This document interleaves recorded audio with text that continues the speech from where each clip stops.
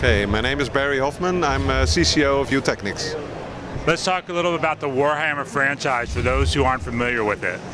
Well, basically we acquired a part of the Warhammer franchise, which is basically the Warhammer 40,000 franchise. We picked a setting from the Warhammer 40,000 franchise, which is basically a setting based on the purging of Cadalus. It's based around the Orcs versus the Dark Angels, where in the end it's the battle between Gaskul and Belial.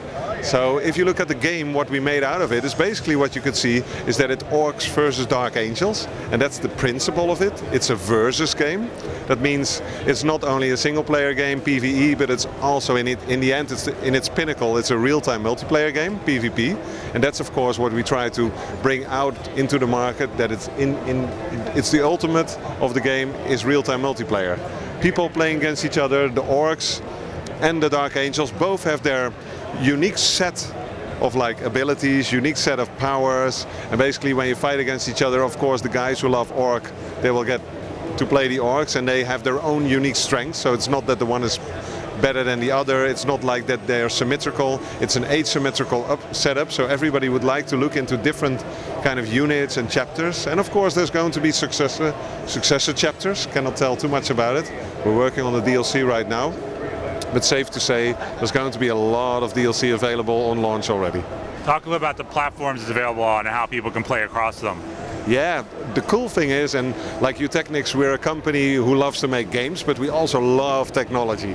And the one thing we love about this thing is that we're one of the first, and we don't say the first, but we're one of the first who actually make it happen, that we have seamless integration between iOS and PC at the same time. And later on we will be adding Android to the one as well, and we're constantly looking at new platforms like browser to add into the flock as well, so that we can actually create a bigger and bigger amount of people playing at the same time, which will allow us to have a healthy community of real-time multiplayer.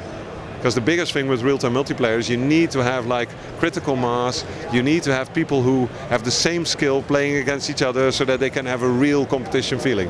And oh, sorry, please go on. Well, how big is the multiplayer experience? How many people can play at once? Oh, actually the multiplayer experience is of course like 1 versus 1. The only thing is, if you play against each other, then you will actually become part of a bigger battle that is like the Orcs versus the Dark Angels, and it's actually about land grabbing.